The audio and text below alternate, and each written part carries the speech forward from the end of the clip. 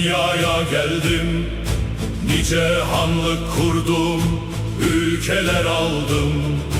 Tarih deryasına şan ile daldım, devletlere sultan vermiş Türkmen ben.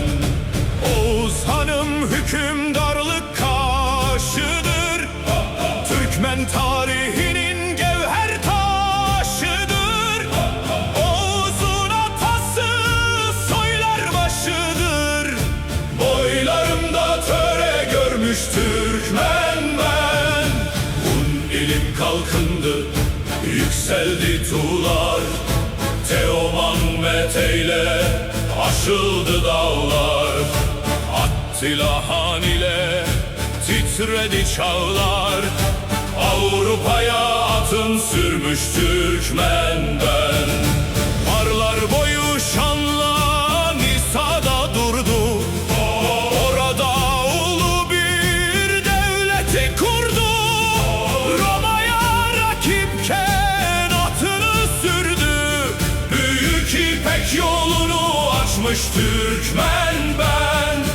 Göktürklerin Türk adını taşıdı. Bu Minkan bu devletin başıydı.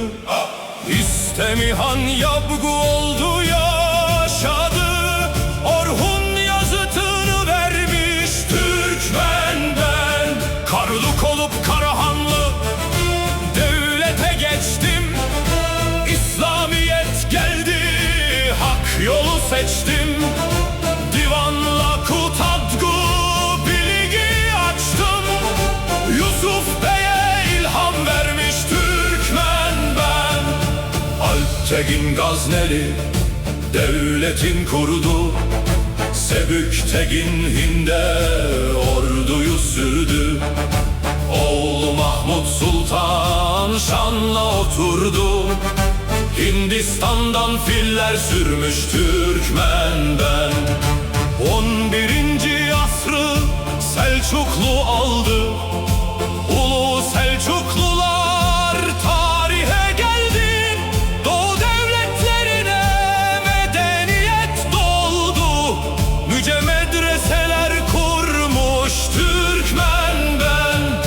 Çağrı Beyim Merde hükümet kurdu,